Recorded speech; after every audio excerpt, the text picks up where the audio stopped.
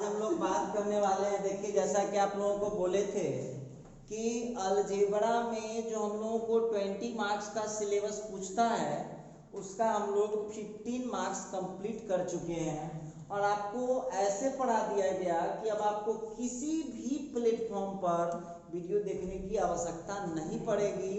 अब अलजेब्रा का ये लास्ट चैप्टर है डिटरमिनेंट। अब हम लोग बात करेंगे डिटरमिनेंट पर। अब देखिए डिटरमिनेंट कैसे निकाला जाता है, इसका हम जो मेरा ऐप है एसके सुमन मैथ क्लासेस करके जो मेरा ऐप है प्ले स्टोर पर, उस पर आपको टोटल अवेलेबल है वीडियो, तो वहाँ आप डिटरमिनेंट का शॉर्ट रिव्यू देख सकते हैं। टोटल आप लोगों को निकाल करके दिखाया गया था और हम उस समय बोले थे कि डिटरमिनेंट का स्पेशल पढ़ना है, इस पर हम लोग स्पेशल चर्चा करने वाले हैं। तो चलते हैं, बात करेंगे आज डिटरमिनेंट होता क्या है, इस पर हम आज चर्चा करने वाले हैं। तो इसका डेफिनेशन देखिए,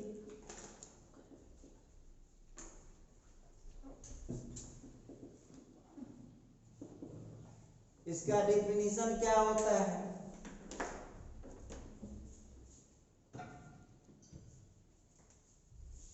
When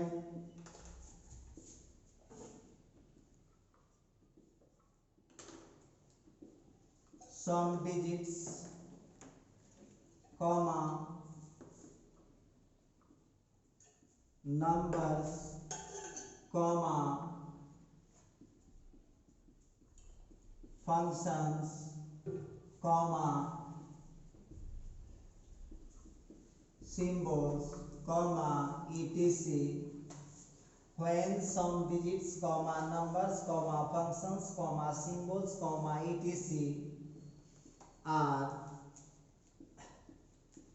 arranged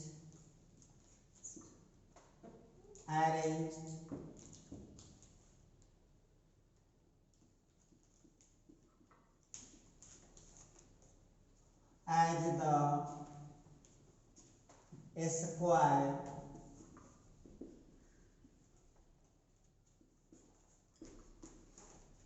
in the form of row, in the form of rows and columns,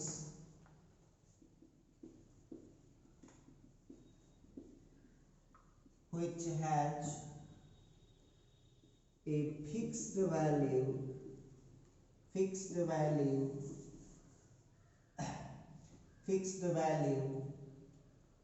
is called determinant।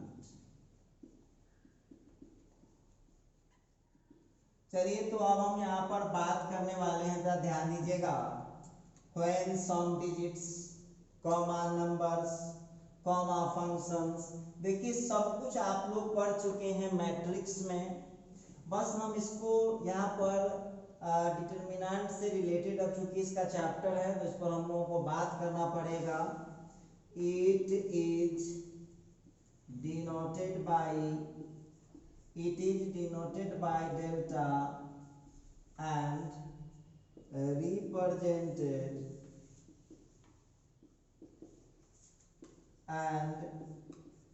represented by the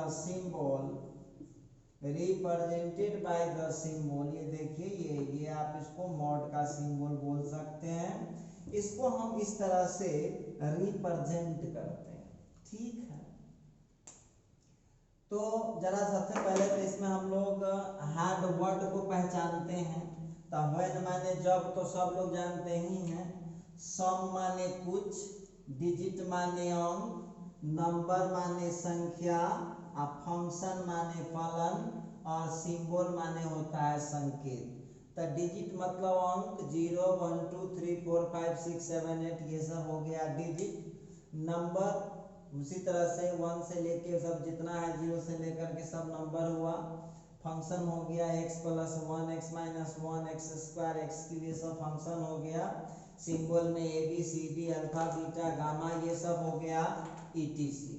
अब देखिएगा, कहता है are arranged as the square. देखिए ध्यान दीजिएगा, तो अरेंज का मतलब होता है सजाए जाते हैं, स्क्वायर माने वर्ग के रूप में, इन द फॉर्म, फॉर्म का हिंदी होता है रूप, row and column, row column समझबे करते हैं, व्हिच हैज जिसे होता है, ए फिक्स्ड वैल्यू एक निश्चित मान, इज कॉल्ड कहलाता है। डिटर्मिनेंट को हिंदी में सारणिक बोलते हैं, सारणिक, इसको डिटर्मिनेंट को हिंदी में हम लोग सारणिक बोलते हैं, ठीक है। डिटर्मिनेंट को हम हिंदी में सारणिक। अब आप लोग इसकी मीनिंग को, पहले तो जो हार्ड हार्ड वर्ड है उसकी मीनिंग को समझिए। सम माने कुछ, डिजिट माने अंक, नंबर माने संख्या, फंक्शन माने फंक्शन, सिंबल मतलब संकेत। आर अरेंज सजाए जाते हैं, एज द स्क्वायर, स्क्वायर के, एज द स्क्वायर, स्क्वायर के रूप में, as the square in the form of row and column. कहता है रो और कॉलम के रूप में जब कुछ संख्या, अंक, संकेत, फंक्शन इत्यादि को वर्ग के रूप में सजाए जाते हैं, वर्ग के जैसा सजाया जाता है, which has जिसे ए फिक्स्ड वैल्यू एक निश्चित मान भी होता है, इज कॉल्ड डिटर्मिनेंट। अब बहुत विद्यार्थी कहा कि सर जी सो ये डिफिनेशन बड़ी लंबा बुझा रहा है सर, तो क्या इसको रट जाएंगे? रटेंगे कौन चीज? ध्यान दीजिएगा, सबसे पहली बात तो आप लोग मैट्रिक्स खत्म कर दिए हैं, पॉइंट बाय पॉइंट आपने मैट्रिक्स को खत्म किया है। तो आप हमको बताइएगा, जो मैट्रिक्स आप लोगों को मिल रहा है, मैट्रिक्स का अरेंजमेंट क्या क्या होता था, याद दिला देते हैं। तब मैट्रिक्स का जो अरेंजमेंट था, मैट्रिक्स का जो अरेंजमेंट था वो पॉइंट हो सकता था, मैट्रिक्स का जो अरेंजमेंट था वो लाइन हो सकता था, मैट्रिक्स का अरेंजमेंट जो था वो रेक्टेंगल हो सकता था, मैट्रिक्स का अरेंजमेंट जो था वो स्क्वायर हो सकता था, तो चार हो सकते थे। लेकिन डिटर्मिनेंट का जो अरेंजमेंट होगा वो केवल स्क्वायर होगा। समझ में आ गया होगा? मैट्रिक्स में हम सजाते थे, पॉइंट भी हो जाता था, लाइन भी हो जाता था, इसके बाद रेक्टेंगल भी हो जाता था, इसके बाद स्क्वायर भी हो जाता था। लेकिन डिटर्मिनेंट में केवल स्क्वायर हो सकता है। ठीक, पहला अंतर तो ये हुआ। दूसरा अंतर क्या है? मैट्रिक्स केवल अरेंजमेंट होता है। मैट्रिक्स क्या होता है?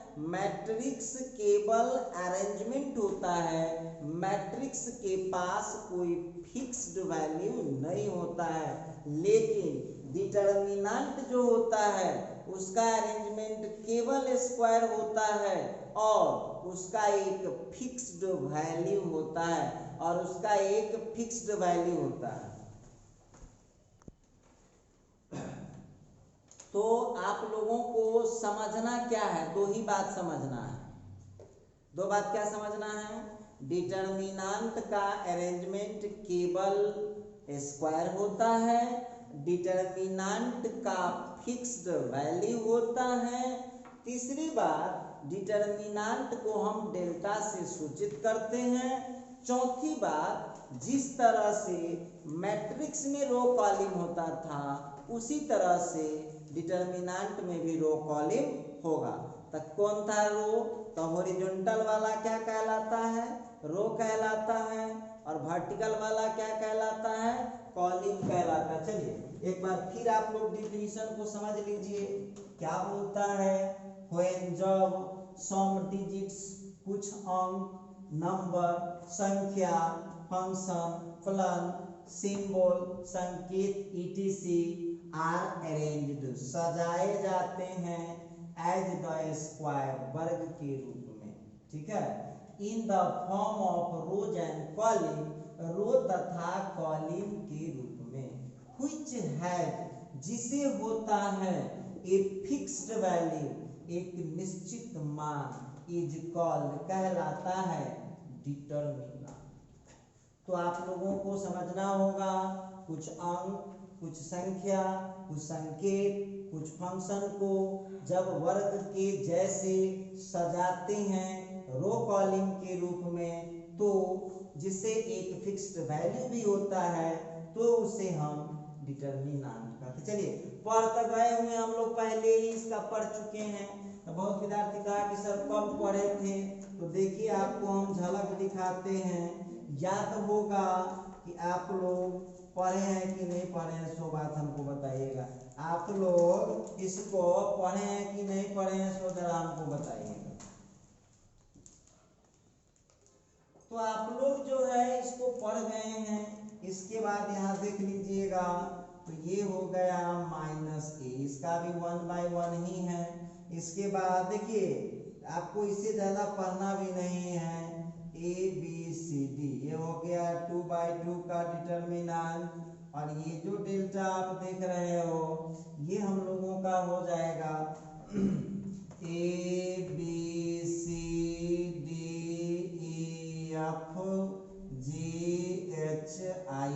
ये देखिए, तो इस तरह से जो है ये हम लोगों का बहुत सारा एग्जाम्पल रहा। क्या आप लोगों को याद आया डिटर्मिनेंट आप लोग कितना बार पढ़ गए हैं? डिटर्मिनेंट का जो विद्यार्थी नहीं पढ़े हुए हैं वो सब विद्यार्थी क्या कीजिएगा, यूट्यूब पर भी वीडियो मौजूद है, ऐप पर वीडियो मौजूद है।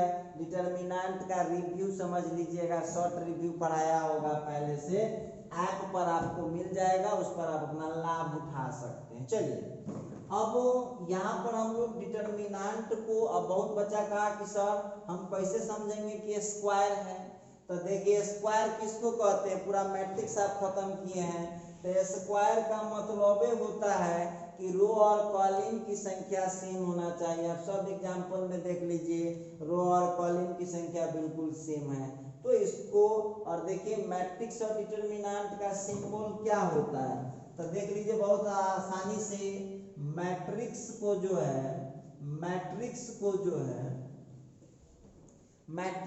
है देख लीजिएगा आप लोग इस सिंबल से लिखते हैं, या मैट्रिक्स को जो है हम याद दिला देते, सब पढ़ाया हुआ है। मैट्रिक्स को हम इस सिंबल से लिखते हैं, या इसको हम लोग नॉर्म, देख लीजिएगा ये था स्मॉल ब्रैकेट, ये था बॉक्स ब्रैकेट, इसको नॉर्म। ये मैट्रिक्स का फॉर्मेट है। डिटर्मिनेंट के लिए बस एक सिंबल यूज करेंगे, समझ गए होइएगा आप लोग। आइए अब यहाँ पर हम बात करने वाले, देखिए डिटर्मिनेंट के बारे में एक बात आपको बताते हैं, नोट में लिख लीजिए, नोट में लिख लीजिए डिटर्मिनेंट। ये भी डिफिनीशन कभी कभी ऑब्जेक्टिव में डाल देता है। Determinant is a number, determinant is a number related to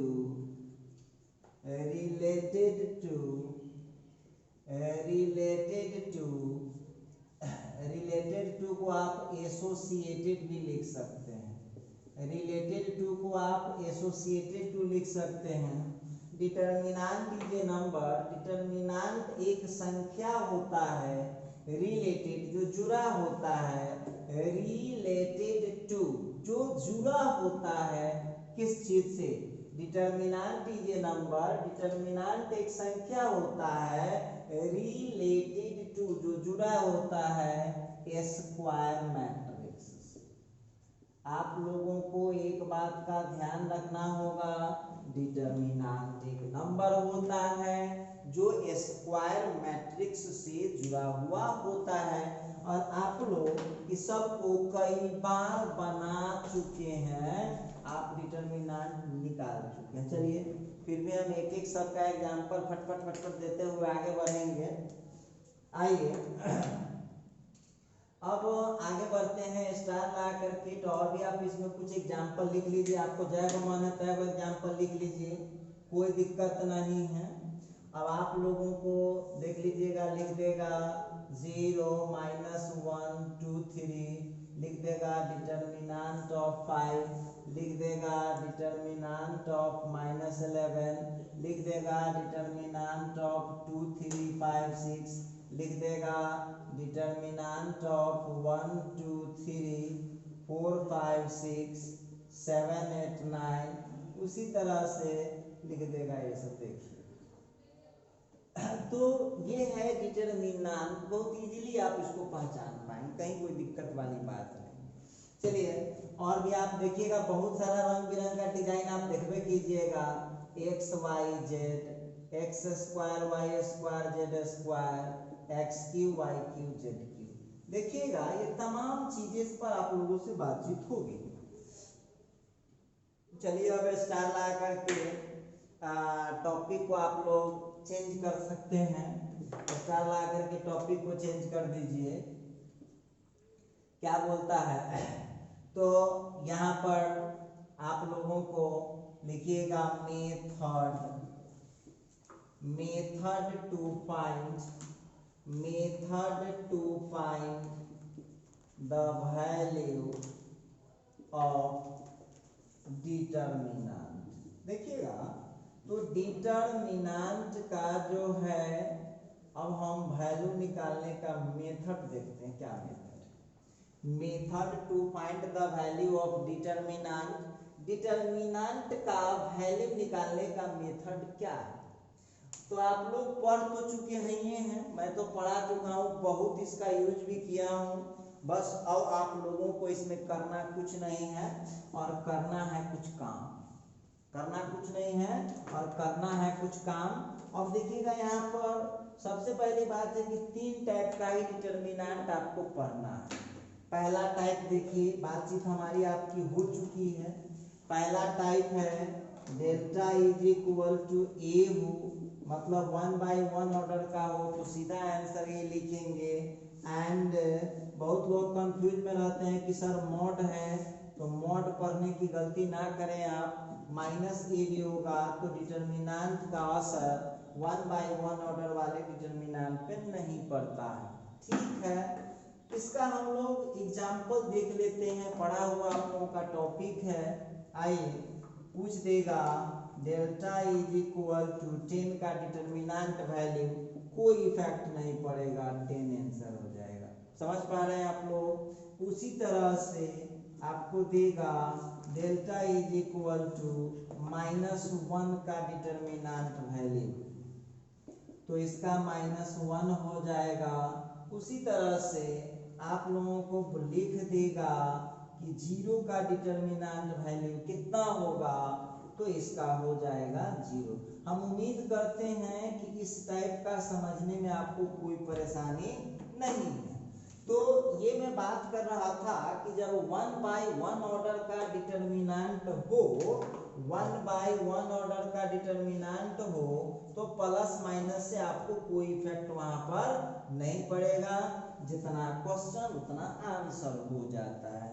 ये हम बता रहे थे कि जब 1 by 1 ऑर्डर का, 1 by 1 ऑर्डर का ये जो हम लोगों का टाइप था ना, ये था टाइप 1, ये था टाइप 1।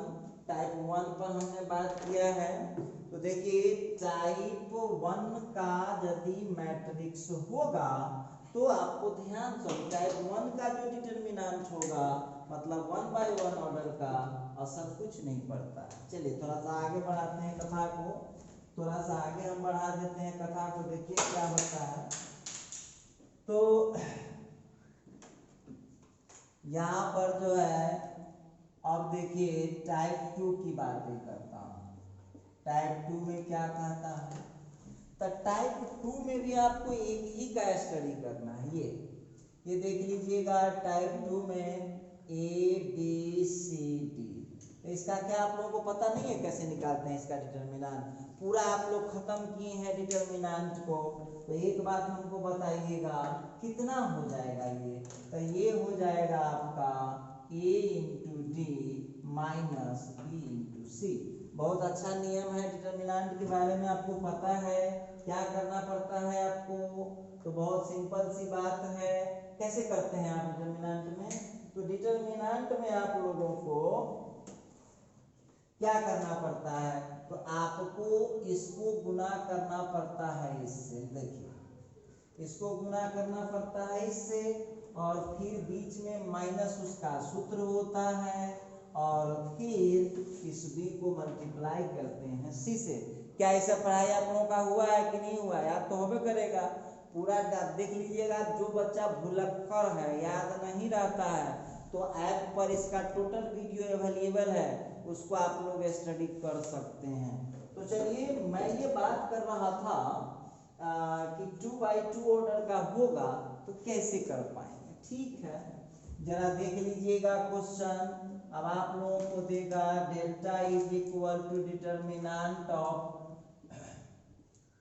1 - 1 2 3। देखिए कैसे निकाल पाएंगे, तो 1 × 3 कर दिए, बीच में माइनस, 2 × -1 कर दिए। कितना आंसर आ जाएगा? 3 - +2 कितना हो गया? 5 हो गया। क्या ये सब आप लोग निकाल सकते हैं? अच्छा उसी तरह से अगले एग्जाम्पल पर बात करते हैं। सवाल है 0 1 -1 -3 5। लीजिए, अब इस क्वेश्चन का आप लोग खुद निकाल करके चेक कर लीजिए कितना आंसर आने वाला है। तो इस क्वेश्चन का आंसर आएगा 0 × 5 का 0, बीच में माइनस का चिन्ह, -1 × -3, तो ये हो गया 3। इस तरह से आप इसका आंसर कर सकते हैं। तो देखिए, ये सब हम पढ़ा चुके हैं, इस पर हम समय अपना बर्बाद नहीं करेंगे। ये सब हम टॉपिक पढ़ा कर आपको लाए, ये सब चैप्टर हम आपको पढ़ा करके लाए हुए हैं, तो इसमें अब हम समय हमको बर्बाद नहीं करना है। बात करते हैं अब टाइप 3 पर। जो लोग नहीं देखे हैं वीडियो, जा करके वीडियो देख लीजिएगा, ऐप पर इसका वीडियो मिल जाएगा। और आप लोगों को हम बोले हुए थे कि जितने भी आपसे जुड़े हुए लोग हैं जो मैट्रिक पास किए इस बार, 10th चाहे किसी भी बोर्ड के हैं, तो 11th का सिलेबस स्टार्ट होने जा रहा है 4 अगस्त को।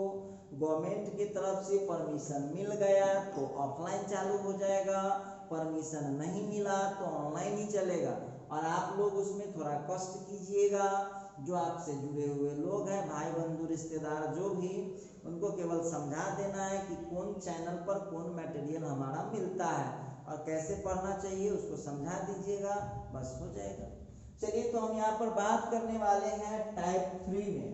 तो टाइप 3 का जो डिटर्मिनेंट होता है, ये देखिए, ये है टाइप 3 का डिटर्मिनेंट। और आपको तो याद ही होगा, ये जो मैट्रिक्स है ये 2x2 का है, DEF और फिर GHI।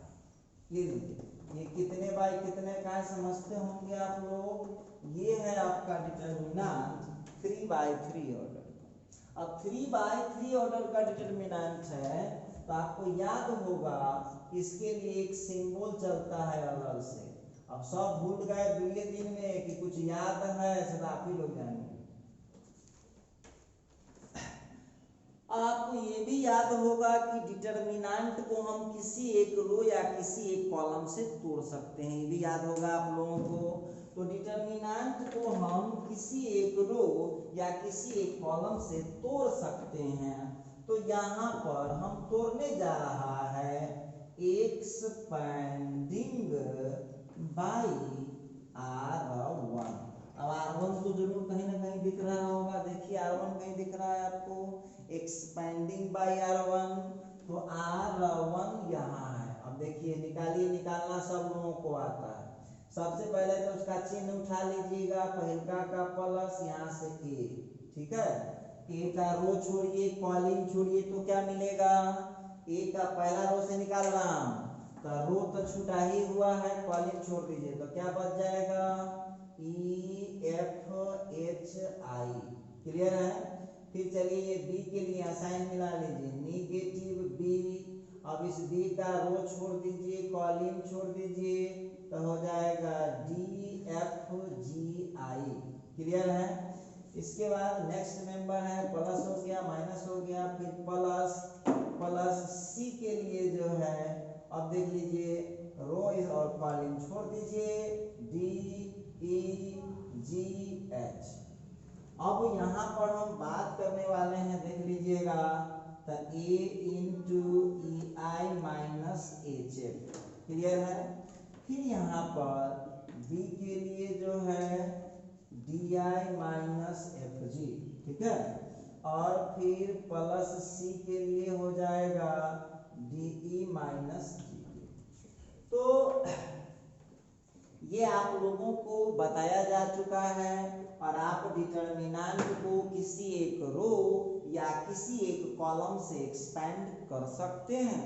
डिटर्मिनेंट को आप किसी एक रो या किसी एक कॉलम से एक्सपेंड कर सकते हैं।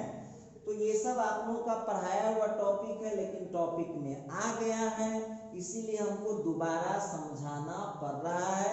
फिर भी हम आपको बोलते हैं कि एक हमारा लेक्चर जो होगा उसमें एक लेक्चर का हेडलाइन होगा लगा हुआ, शॉर्ट रिव्यू ऑफ डिटर्मिनेंट, उसको आप लोग देख लीजिएगा, सारी समस्याएं आपकी दूर हो जाएगी।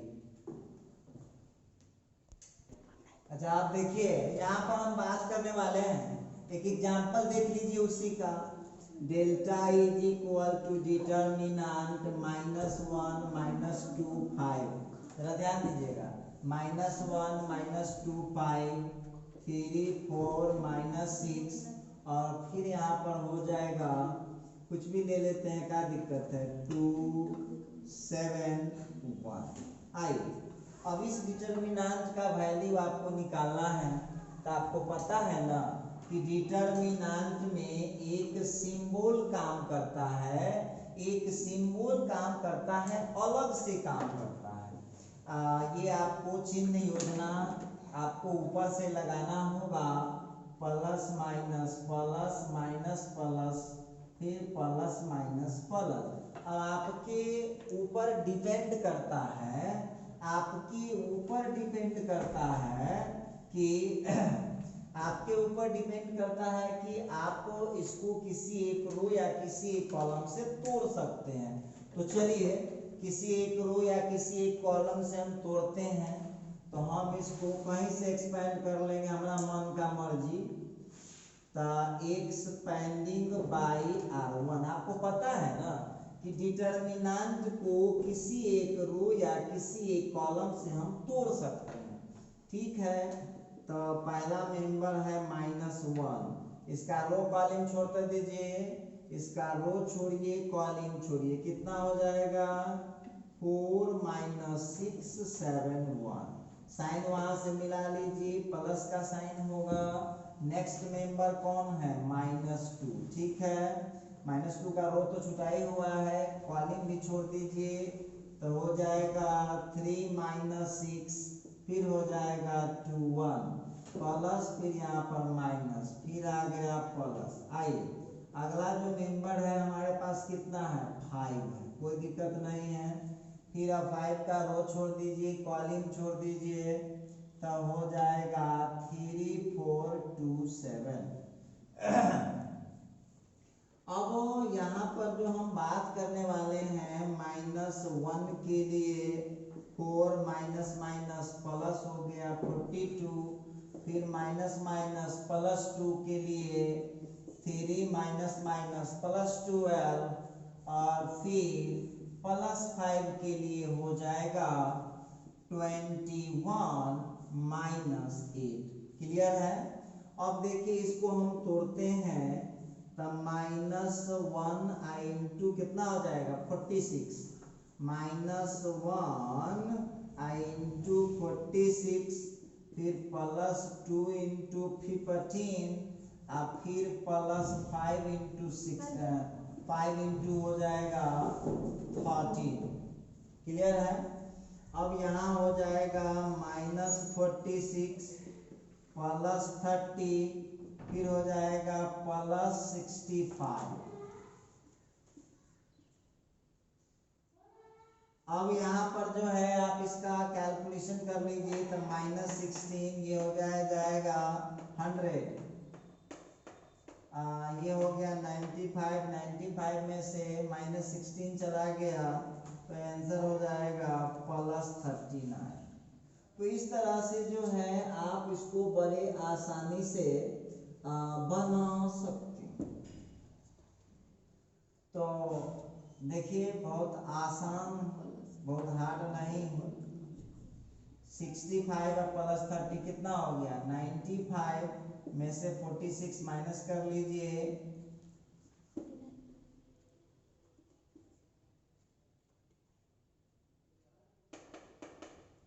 तो ये हो जाएगा 49। देखिए अब ध्यान दीजिएगा, ये जो क्वेश्चन हम लोग का आ रहा है इसको आप लोग बनाइएगा। देखिए हमारा मकसद जो है ना ये बनाना था नहीं, ये सब तो आप लोगों को हम पढ़ा चुके हैं, इसको बस आपको याद दिलाए हैं कि डिटरमिनेंट को ऐसे निकालना पड़ता है, डिटरमिनेंट में इस तरह से काम होता है। चलिए आगे बढ़ते हैं।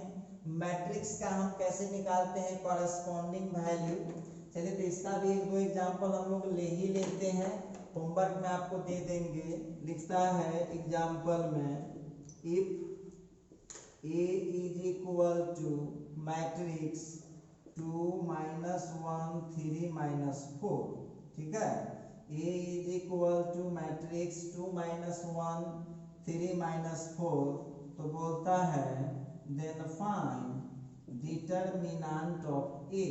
तो हमसे पूछ रहा है कि डिटरमिनेंट ऑफ ए का वैल्यू बताइए।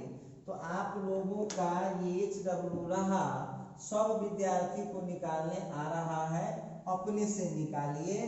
देखिए हम भूल चुके हैं, हमको याद रहता तो हम जरूर बता देते हैं, लेकिन हम अभी भूल गए हैं, पता नहीं अचानक। अब देखेंगे कल याद करके आएंगे तो बताएंगे आप। हाँ अब देखिए इफ ए बनाएंगे, अभी ना बनाए तो छोटा छोटा बात के परेशान होते हैं आप लोग। a is equal to 1 minus 2 3 4 minus 5 6 minus 7 8 minus 9, ये लिख दिया। तब बोल रहा है then find determinant of a। अब ये भी आप लोगों का HW रहेंगे, तो हम उम्मीद करते हैं कि इसको आप लोग बनाइएगा। और वैसे भी आपको मालूम है कि आप लोगों को हम काफ़ी ईमानदार स्टूडेंट मानते हैं। ईमानदार तो आप सब दिन से थी, कोई नया बात नहीं। ईमानदारी तो आप में कूट कूट के भरा हुआ है। देखिए ये बाढ़ का समय है, कोरोना वायरस है, इतना डरे हुए हैं आप लोग, अब फिर भी पढ़ रहे हैं, इसका क्या मतलब ईमानदार। ईमानदार नहीं होते तो पढ़ते नहीं, तो भाई इतना ईमानदारी कहवे करते थे 2 क्वेश्चन बना लीजिएगा तो और ईमानदार हम कहेंगे और आपको फायदा होगा। इसको जरा बनाने का कष्ट कीजिएगा। चलिए तो ये तो था डिटरमिनेंट का बेसिक। आप उसको पूरा डीपली समझना चाहते हैं, इससे ज़्यादा समझना चाहते हैं तो डिटरमिनेंट का हम शॉर्ट रिव्यू पढ़ाए होंगे, उसको जरा जा करके समझने का कष्ट करेंगे आप, आपको जरूर फायदा करेगा। ठीक है, चलिए जिसको हम पढ़ाने के लिए आज यहाँ पर आए हैं उसमें आप स्टार लगाइए, जिसका हमको जरूरत है आज पढ़ाना, तो वो है प्रॉपर्टीज ऑफ द डिटरमिनेंट। देखिए आज हम लोग डिटरमिनेंट के प्रॉपर्टी पर बात करने वाले हैं। Properties of the determinant, determinant के गुण होता है ना। कोई आदमी है तो आदमी को देख के थोड़ी पता चलता है कि उसका गुण क्या है, कुछ उसके साथे रहिएगा, उसके साथे घूमिएगा, कुछ जानिएगा तब ना पता चलेगा। तो डिटरमिनेंट के जान पहचान तो हमको डिटरमिनेंट से है। अब हम डिटरमिनेंट के बारे में विस्तार से समझने जा रहे हैं, क्या है, कब है, कैसे है, ये तमाम मुद्दों पर आज हम लोग बात करने वाले हैं। चलिए देखते हैं। तो पहला प्रॉपर्टी है प्रॉपर्टी नंबर 1। देखिएगा फर्स्ट प्रॉपर्टी लेता हूं, property number, if all entries, लिखता है if all entries in any one row or column, if all entries in any one row or column are zero, then the value of the determinant, then the value of the determinant, then the value of the determinant, then the value of the determinant is 0.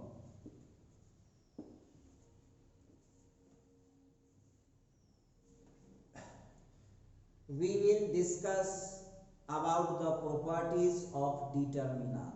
First condition, when all entries in any one row or column are 0, then the value of the determinant is also 0. That means in any type of matrix means if the matrix is of 2 by 2 order or 3 by 3 order, and if any one row and any one column has only element 0, then the value of the determinant is also equal to 0. देखिएगा, अब यहाँ पर थोड़ा सा हम बात करते हैं इसको कैसे समझ सकते हैं। तो देखिए, सबसे पहली बात तो आप लोगों में से जो भी स्टूडेंट हैं, जैसे भी हैं, तो रटने की कोशिश बिल्कुल ना करें। आप ये रटने के लिए नहीं बना हुआ है, साइंस इसको समझना पड़ता है। तो चलिए जरा पहले हम लोग इसमें हार्ड वर्ड पता लगाते हैं। तो हार्ड वर्ड हम पहले पता लगाएं। तो सबसे पहला इंट्रीज का हिंदी होता है सदस्य। एनीवन ये सब जान रहे हैं, रो कॉलिंग जान रहे हैं, सब कुछ अब जान रहे हैं। देखिएगा, लिखता है इफ ऑल इंट्रीज, सभी सदस्य, इन एनी वन रो और कॉलिंग, किसी एक रो या किसी एक कॉलम का, ऑल इंट्रीज, सभी इंट्री, आर 0 होता है, देन तब the value of the determinant, तो डिटरमिनेंट का वैल्यू होता है 0। अब विद्यार्थी कहा कि सर हम इसको पक्का नोट करना पड़ेगा। अब देखिए यहाँ पर ध्यान दीजिएगा, तो आप लोगों को इसको समझना होगा कि किसी डिटरमिनेंट में किसी रो या कॉलम का टोटल एंट्री जब 0, कोई एक रो हो या कोई एक कॉलम हो और उसका टोटल एंट्री 0 होगा, तो न सोचना है और न समझना है, सीधे उसका आंसर लिखना है 0। अच्छा, तो विद्यार्थी कहा कि सर जी से केहन होगा, थोड़ा दिखाता दीजिएगा, तो दिखाता दीजिए। जरूर दिखा, ध्यान दीजिएगा जरा। अब यहाँ पर आप लोगों को ध्यान क्या देना होगा, यहाँ पर आपको गौर करना होगा कि R1 का वैल्यू 0 हो जाए, या R2 0 हो जाए, या R3 0 का मतलब समझ रहे हैं, टोटल एंट्री ये 0 है, या कॉलम 1 का वैल्यू 0 मैट्रिक्स 0 हो जाए टोटल, या कॉलम 2 का टोटल एंट्री 0 हो, या कॉलम 3 का टोटल एंट्री 0 हो। तो सोचना भी नहीं है, तो लिखता है। अब इसको आप देखिए, उतना बड़ा इंग्लिश समझ रहे थे ना, उतना बड़ा इंग्लिश ना समझ के ये समझ लीजिएगा, तो उससे ज्यादा आपको फायदा करेगा। तो यहाँ पर डिटरमिनेंट का जो वैल्यू होगा वो क्या हो जाएगा, डिटरमिनेंट का वैल्यू आपको 0 हो जाएगा। ऐसा मैं नहीं बोलते, अभी मैं दिखाता हूं कि ऐसा होते हैं कि नहीं होते। तो आप लोग पहला प्रॉपर्टी कैसे याद रखिएगा, किसी डिटरमिनेंट में किसी रो या किसी कॉलम का टोटल एंट्री 0 हो, तो उस डिटरमिनेंट का वैल्यू कितना हो जाएगा, 0 हो जाएगा। आइए, अब बहुत विद्यार्थी कहा कि सर जी तो थोड़ा दिखा देते ना तो बड़ी अच्छा हो। हम बिल्कुल दिखा सकते हैं, हम दिखा सकते हैं। अच्छा देखिए जरा ध्यान दीजिएगा यहाँ पर। अब इसके एग्जाम्पल की बात करते हैं। आइए, कोई आदमी आपसे पूछेंगे कि ठीक है भाई इस डिटरमिनेंट का वैल्यू बताइए। देखिए ध्यान देते रहिएगा, एकदम नजदीक की नजर बनाए रखिए। तो लिख देगा AB00। अब बताइए इसका डिटरमिनेंट तो सब लोगों को निकालने आता है, कैलकुलेशन करके इसका आंसर बताइए कितना हो जाएगा। तो A × 0 - B × 0 तो सीधे 0 हो जाएगा, न देखेंगे न समझेंगे। कोई महाशय पूछेंगे कि काला 0 लिखे हैं, तो इसके R2 में देख लीजिए टोटल एंट्री 0 है। देखिए तो अब हम इसको रेड पेन से अंडरलाइन करते हैं, ध्यान से देखिए कि R2 का टोटल एंट्री क्या है, 0 है। तो सोचना भी नहीं है, डिटर्मिनेंट का वैल्यू कितना हो जाएगा, 0 हो जाएगा। समझ गए होइएगा। आइए अब हम बात करते हैं दूसरे एग्जाम्पल पर। अब इसको आप कई ढंग से लिख सकते हैं। लीजिए, अब कोई महाशय को ऐसा नहीं पच रहा है, लीजिए तब पच नहीं रहा है महाशय को, तो पचाइए, उसको हाजमोला लीजिए। लीजिए अब जो है इसका डिटर्मिनेंट जरा निकाल के चेक कीजिए, वो 0 हो जाएगा। काहे भाई, तो इसका कॉलम 1 जो है ना, उसका टोटल एंट्री 0 है। अब कॉलम 1 का टोटल एंट्री 0 है, हम आपको बेहतर समझने के लिए लीजिए अंडरलाइन कर दिए, दिखाई दे पड़ रहा। अच्छा ठीक है। अब कोई विद्यार्थी कहा कि सर जी 2 × 2 में तो हम समझ गए कि हो जाएगा। अच्छा ठीक है, तो हम आपसे पूछना चाहते हैं, अब आपको ये दे रहा हूँ 0 0 0 1 2 3 4 5 6।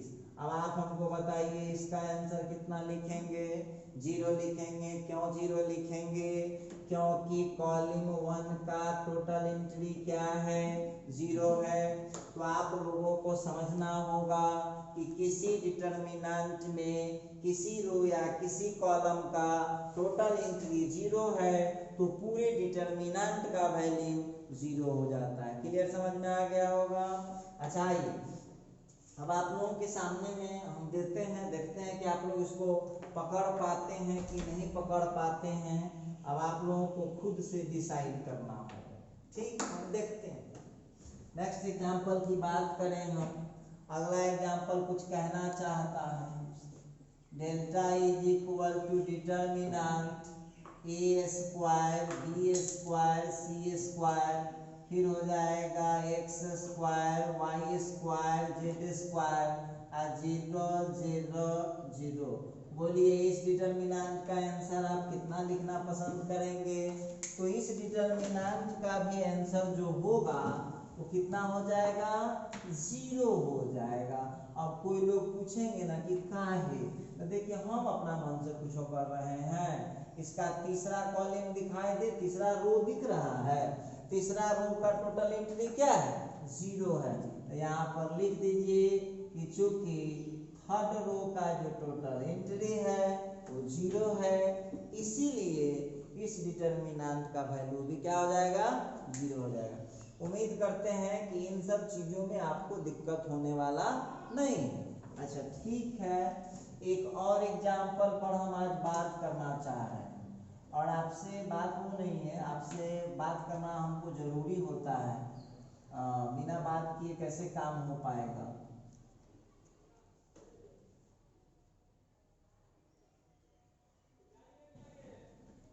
तो आइए जरा हम लोग मिलजुल कर बातचीत करें, मिलजुल कर हम लोग बातचीत करें। इसका R3 0 है। अच्छा ठीक है, अब आप लोगों को जवाब देना होगा। क्या करना होगा, जवाब देना होगा। ठीक है, अगले एग्जाम्पल को लीजिए, delta is equal to x y z 0 0 0 x² y² z²। बोलिए इसका डिटर्मिनेंट आप लोग कितना लिखेंगे, तो इसका भी डिटर्मिनेंट 0 लिखेंगे। क्यों भाई, इसलिए कि इसका जो कॉलम 2 है उसका वैल्यू 0 है। इस तरह से हम बात करेंगे फर्स्ट प्रॉपर्टी। हो गया पहला, किसी रो या किसी कॉलम का टोटल एंट्री 0 होगा, तो सोचना भी नहीं है, डिटर्मिनेंट का वैल्यू कितना हो जाएगा, 0 हो जाएगा। चलिए अब हम बात करते हैं दूसरे प्रॉपर्टी पर, प्रॉपर्टी नंबर 2 में लिखता है if any two rose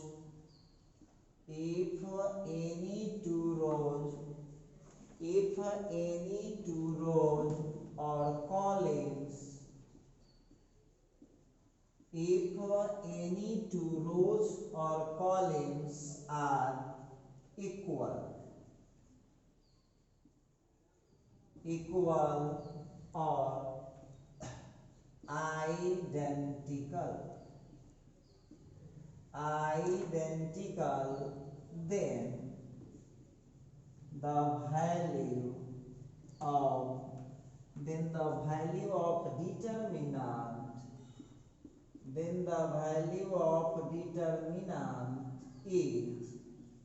then the value of determinant is 0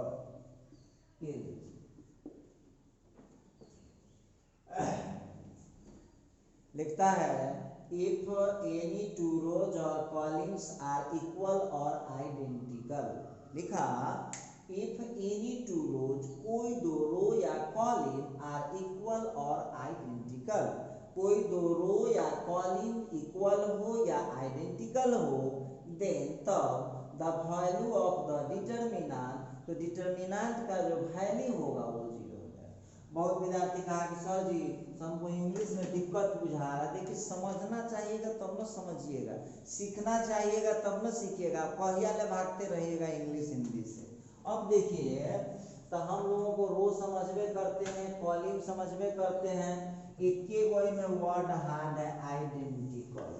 हाँ अब देखिए तो क्या कहता है इफ यदि एनी माने कोई भी, आ टू रो मतलब दो रो और कॉलम मतलब कॉलम। लिखता है कि यदि कोई दो रो या कॉलम आर इक्वल बराबर है या आइडेंटिकल, आइडेंटिकल का मतलब होता है समानुपाती। लिखता है कि जब कोई दो रो या कॉलम आपस में बराबर है या आइडेंटिकल मतलब समानुपाती हैं, देन तब the value of the determinant, तो डिटरमिनेंट का वैल्यू 0 हो जाता है। तो पहला प्रॉपर्टी में आपने पढ़ा कि किसी रो या किसी कॉलम का टोटल एंट्री 0 होता है तो डिटरमिनेंट 0 हो जाता है। दूसरा प्रॉपर्टी पढ़े दो रो या दो कॉलम आपस में बराबर होता है तो डिटरमिनेंट का वैल्यू कितना हो जाता है 0 हो जाता है। या आपस में समानुपाती होता है मतलब आइडेंटिकल होता है तो डिटरमिनेंट का वैल्यू 0 हो जाता है। अब बहुत विद्यार्थी कहा कि सर जी जब तक समझाइएगा नहीं तब तक हम बुझबे नहीं करेंगे। अच्छा कोई बात नहीं समझा। अब देखिएगा यहाँ पर हम बात करने वाले हैं, जरा गौर करना, यहाँ पर हम लोग बात करने वाले हैं कि कैसे होता है।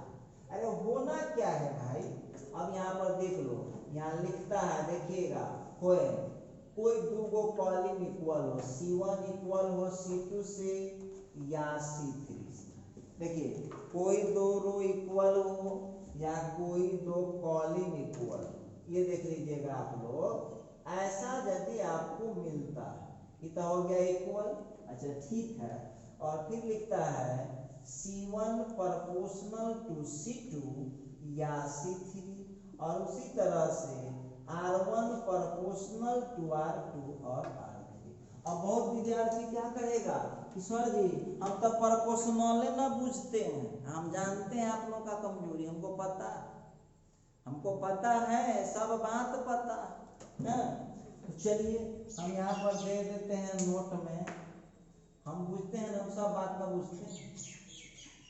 C1 प्रोपोर्शनल टू C2 का मतलब हो गया कि C1 बराबर हो जाएगा KC2, जहाँ K कोई कांस्टेंट होगा। उसी तरह से C1 प्रोपोर्शनल टू C3 का मतलब हो गया C1 equal to K into C3। उसी तरह से R1 प्रोपोर्शनल टू R2, इसका मतलब हुआ कि R1 is equal to K into R2। उसी तरह से R1 प्रोपोर्शनल टू R3 का मतलब हो गया R1 is equal to K into R3। इसी तरह से बहुत सारी बातें। देखिए तो हम यहाँ पर एक बात आपको कहना चाहते हैं, बहुत सारी बातें हैं, बहुत सारी बातें हैं जो हम आपके साथ यहाँ पर करना चाहते हैं। तो प्रोपोर्शनल और इक्वल में क्या अंतर है? प्रोपोर्शनल में एक कांस्टेंट गुना या भाग में चला आएगा, हमको ये समझाना नहीं चाहिए क्योंकि आपको ये सब आता होगा, आप सीनियर स्टूडेंट हैं। लेकिन हम आपकी काबिलियत को जानते हैं, कितने काबिल हैं आप लोग, क्योंकि बच्चे से बहुत मेहनत करके ना पढ़ लिए हैं आप लोग, तो सब कंप्लीट। बच्चा से आप लोग बहुत ज़्यादा मेहनत करते हैं, पढ़ते पढ़ते हालत खराब रहता है, तो सारा नॉलेज आप लोगों का स्ट्रॉन्ग रहता है, तो हम कहते हैं कि भाई स्ट्रॉन्ग है ये है, इसीलिए दोबारा बता देते हैं।